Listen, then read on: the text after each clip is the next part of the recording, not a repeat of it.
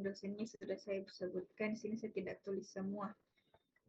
Oke, strategi perkuliahan, tugas, komponen evaluasi, tata tertib, sama Ibu, materinya ada. tapi Ya, untuk kuisnya itu dikerjakan dulu kuis untuk pasien safety, lalu lanjut di sini, Bu. sebentar, Pi. Oh iya, Ibu. Terima kasih banyak. Wah, ya kan sampai ya ini setengah 5 ini harus mas selesai deh. Terus dasar itu Baik, masalahnya Ibu. 2 pertemuan. Lebih yang di-share kina ke teman tagang yang tidak datang. Iya, Ibu. Jadi materinya ibu dasar EPIT itu cuma 2. Konsep dasar epidemiologi dan konsep riwayat alamiah penyakit. Jadi setelah ini bukan mi lagi ibu. Buan di Ulfi kayaknya deh kalau nggak salah. Bisa lihat.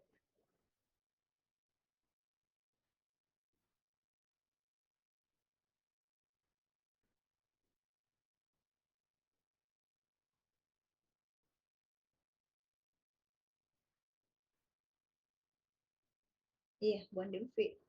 Pertemuan selanjutnya dasar EPIT. Ya, nanti kita hubungi lagi buan di Ulfi. Nah, oke, lanjut. Materinya ibu ada konsep dasar epidemiologi dan konsep riwayat alamiah penyakit. Oke, lanjut. Konsep dasar epidemiologi. Nah, ada 3 poin saja definisinya, ruang lingkup, dan tujuan dan manfaat epidemiologi. Oke, lanjut definisi epidemiologi.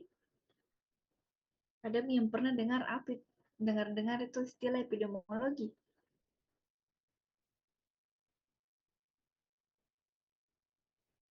Ada yang pernah dengar?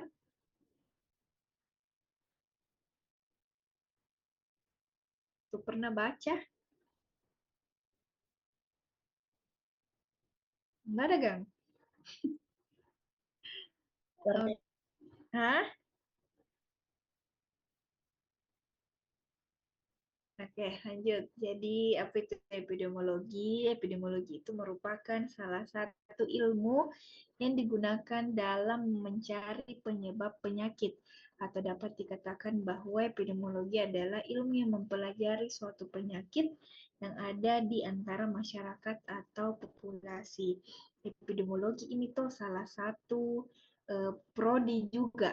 Prodi tapi di FKM Unhas. Jadi di situ kalau di FKM Unhas itu ada AKK, ada EPIT, ada K3, ada MRS, manajemen rumah sakit, banyak ada 6 kah, ada 7 kah itu. Cuman kalau kita di UNM hanya AKK sama gizi yang masuk dari bagian kesehatan masyarakat. Lalu terdapat beberapa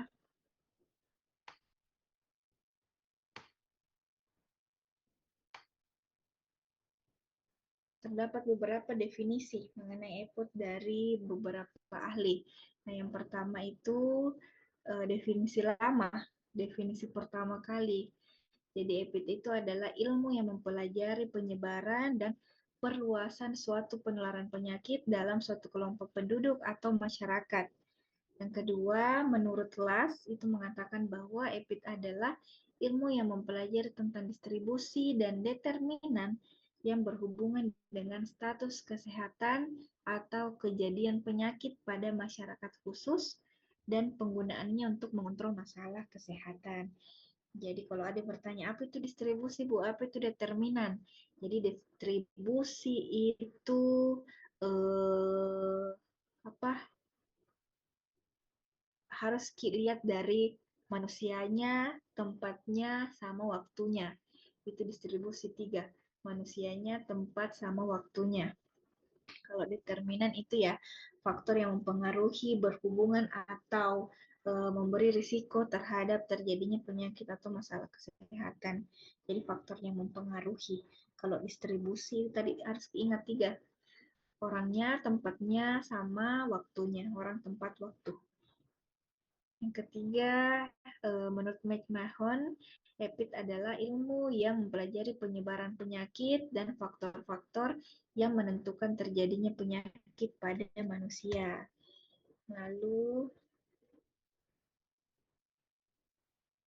selanjutnya ada menurut W.H. Frost itu mengatakan bahwa EPID adalah suatu ilmu yang mempelajari distribusi dan jenis tentang timbulnya penyakit pada manusia berdasarkan waktu dan tempat.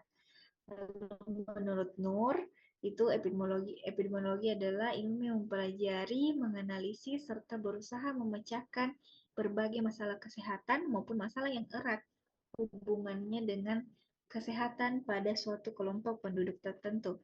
Dan terakhir, menurut Ahrens mengatakan bahwa ada ilmu yang mempelajari bagaimana dan mengapa penyakit terjadi pada kelompok orang yang berbeda. Nah, jadi secara garis besar, definisi-definisi tentang EPID tersebut itu memiliki persamaan satu dengan yang lainnya, sehingga dapat disimpulkan bahwa EPID itu adalah ilmu yang mempelajari tentang distribusi dan determinan penyakit atau masalah kesehatan pada kelompok manusia, serta mempelajari bagaimana suatu penyakit terjadi dan meneliti upaya preventif maupun upaya mengatasi masalah tersebut. Jadi EPID itu yaitu determinan, distribusi, determinan, dan masalah kesehatan. Itu tiga, distribusi, determinan, masalah kesehatan. Oke, lanjut. Masalah kesehatan atau penyakit yang terjadi pada manusia memiliki faktor penyebab dan faktor pencegahan yang dapat diidentifikasi melalui suatu pengamatan yang sistematik yang berdasarkan pada tiga komponen EPID. Yang pertama ada frekuensi masalah kesehatan, yang kedua ada distribusi masalah kesehatan, yang ketiga ada determinan masalah kesehatan. Jadi frekuensi ini adalah faktor penting dalam mendefinisikan epidemiologi. Jadi frekuensi itu adalah besarnya masalah kesehatan yang ada pada sekelompok manusia. Jadi frekuensi itu besarnya masalah kesehatan. Lalu yang kedua, distribusi itu tadi yang saya bilang ada pengelompokan masalah kesehatan menurut suatu keadaan tertentu dan di dalamnya itu ada manusianya, tempatnya, dan waktunya. Jadi distribusi itu mengenai manusia, tempat, dan waktu. Kalau determinan yang seperti Ibu jelaskan itu faktor yang mempengaruhi. Jadi faktor yang mempengaruhi suatu masalah kesehatan. Jadi frekuensi itu besarnya masalah, lalu distribusi itu tadi manusia, tempat, waktu, determinan itu faktor yang mempengaruhi masalah kesehatan. Oke, lanjut istilah-istilah yang sangat erat hubungannya dengan epidemiologi. Nah, ada tiga. Yang pertama, epidemi. Jadi, epidemi ini keadaan di mana didapat frekuensi penyakit melebihi frekuensi biasa atau dalam waktu yang singkat terdapat penyakit yang berlebih. Contohnya ini kemarin, kalau kalian pernah dengar virus Ebola. Nah, itu termasuk salah satu bagian dari epidemi. Ebola sama flu burung. Itu, kalau tidak salah, itu masuk di epidemi. Terus endemi ini keadaan yang biasa atau normal atau frekuensi penyakit tertentu berada dalam keadaan yang normal dan dengan kata lain penyakit tersebut biasa terjadi di satu daerah dengan frekuensi yang normal. Ini macam di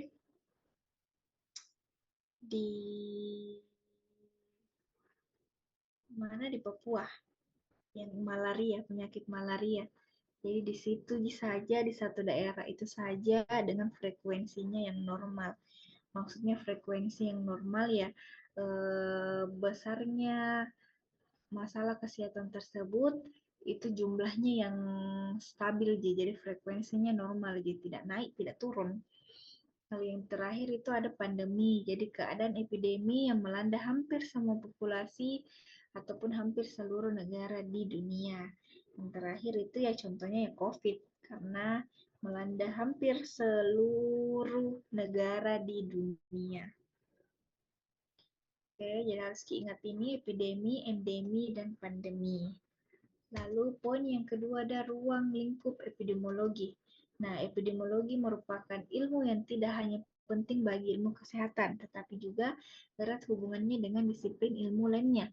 Jadi ada beberapa ruang lingkup epidemiologi, yaitu yang pertama ada EPM, epidemiologi penyakit menular. Jadi EPID ini berperan dalam memantau munculnya ataupun tren suatu penyakit menular yang terjadi. Jadi surveillance dalam epidemiologi itu menjadi alat untuk pencatatan dan pelaporan penyakit menular yang terjadi, terutama yang menjadi perhatian pemerintah. Lalu yang kedua ada EPTM, epidemiologi penyakit tidak menular. Jadi keberhasilan metode EPID ini dalam memantau penyakit menular menjadi alasan memonitor penyakit tidak menular. Contohnya itu EPID penyakit hipertensi yang menjadi faktor utama beberapa penyakit terkait pembuluh darah seperti PJK. Jadi bila lemak itu makin menumpuk, maka arteri itu akan makin menyempit dan membuat aliran darah ke jantung itu berkurang. Nah, itu salah satu contohnya. Lalu yang ketiga ada epidemiologi penyakit klinik. Jadi, EPID ini mulai digunakan oleh para klinisi seperti dokter dalam mengatasi masalah kesehatan individu. Lalu yang keempat ada epidemiologi kependudukan. Jadi, cabang EPID ini mengkaji tentang bagaimana faktor demografi sangat berperan penting dalam mempengaruhi status kesehatan. Lalu selanjutnya ada epidemiologi pengelolaan pelayanan kesehatan. Jadi EPID ini dalam pelayanan kesehatan itu sangat berperan dalam hal manajemen guna menganalisis masalah kesehatan, menganalisis kebutuhan domestik, lalu jumlah biaya pengobatan maupun kebutuhan sumber daya dalam suatu pelayanan kesehatan. Lalu ada epidemiologi lingkungan. Jadi bentuk EPID ini mempelajari tentang cara menganalisis faktor lingkungan yang dapat menyebabkan masalah-masalah kesehatan, mulai dari lingkungan air, udara, maupun tanah. Lalu ada epidemiologi kesehatan kerja. Nah, jadi bagian EPID-Kesker ini mempelajari serta menganalisis faktor-faktor yang menyebabkan masalah kesehatan pada tenaga kerja akibat keterpaparan di lingkungan kerja. Jadi kalau membahas mengenai kesehatan kerja, ya di lingkungan industri, pertambangan, seperti itu. Lalu ada epidemiologi kesehatan jiwa. Jadi EPID ini juga bermanfaat dalam ilmu kesehatan jiwa. Jadi dalam hal ini epidemiologi merupakan ilmu yang dijadikan dasar pendekatan dalam menganalisis kejadian gangguan jiwa yang terjadi dalam suatu kelompok masyarakat. Nah, sehingga dengan demikian upaya pencegahan maupun penanggulangan dapat dilakukan dengan baik. Lalu ada epidemiologi gizi.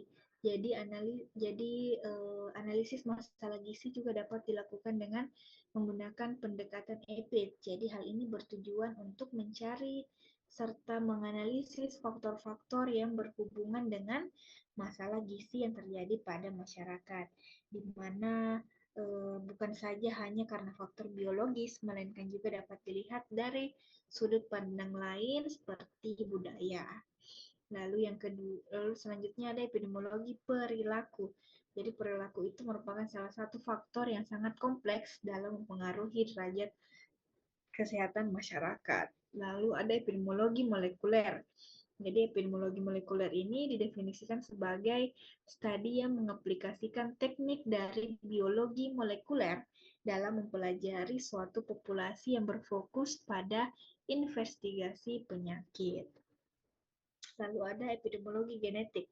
Jadi epigenetik ini merupakan bentuk kombinasi antara disiplin ilmu genetik manusia dengan epid seperti biometri.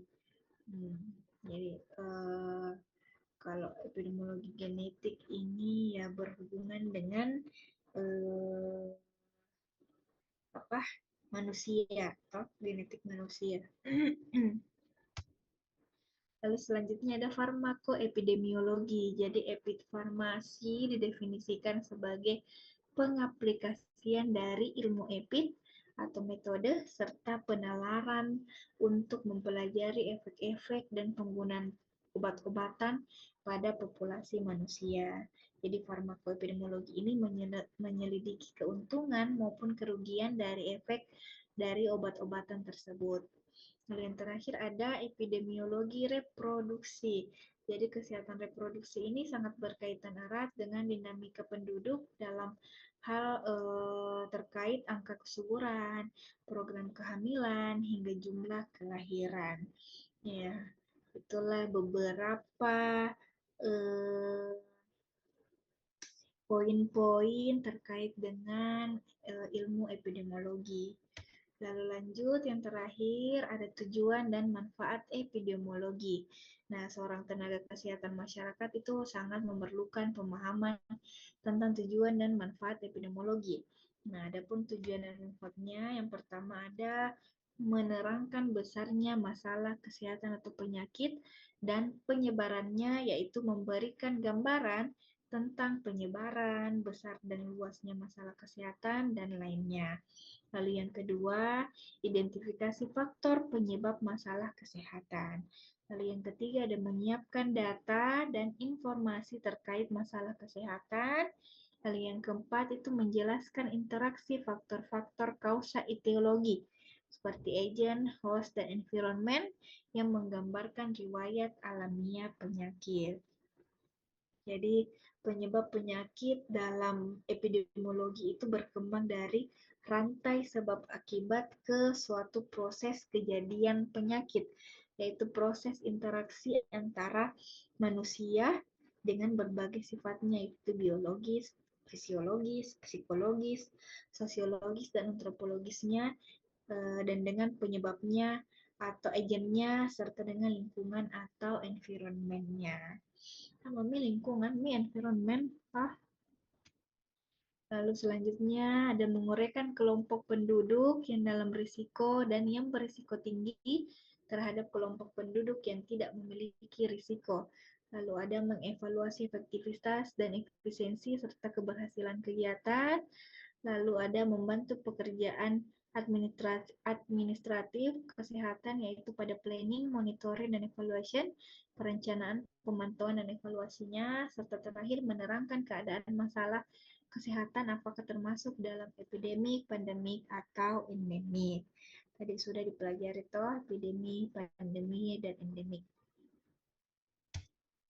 Oke.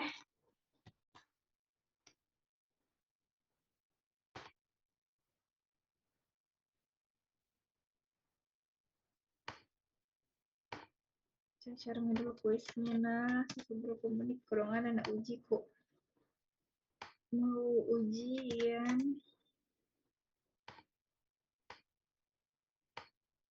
Saya lanjut dulu materi terakhir.